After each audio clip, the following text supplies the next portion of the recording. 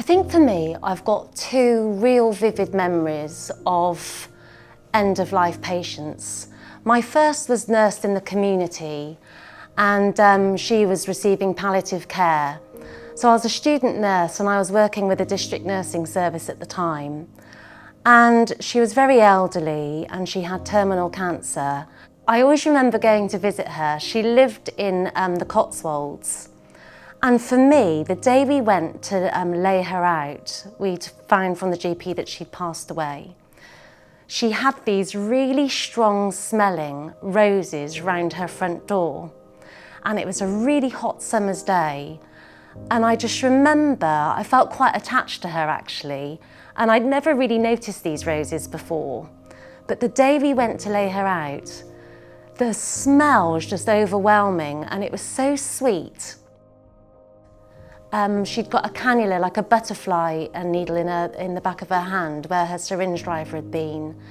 And just doing those things for her, which were actually, it seemed quite undignified, but I think as nurses we do it in the most dignified way that we can and really respect patients even when they've passed away.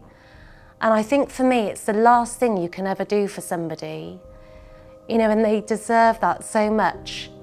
And it was really lovely because we knew her wishes. She wanted to die at home, that was always the plan.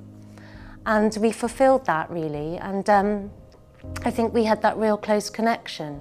We never know when death is going to happen to us or to a loved one sometimes. But I think it's fundamental that we know that person's wishes and that we can fulfill those. I think one thing that I've really learnt, I've learnt loads about death and dying, but you never sort of ever learn everything. It's always evolving, isn't it? How people, their wishes and how we can try and implement those.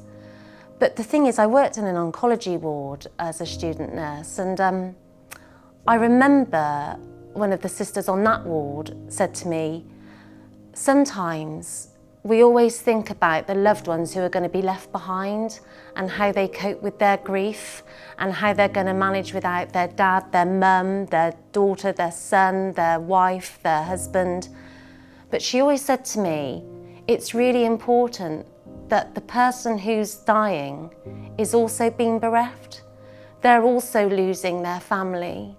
They're often full of fear because it's the unknown. So I always think, you know, although we always are really empathetic towards those who are left behind, I think part of being a really good nurse is really trying to empathise with the fear that that patient is experiencing at the end of their life.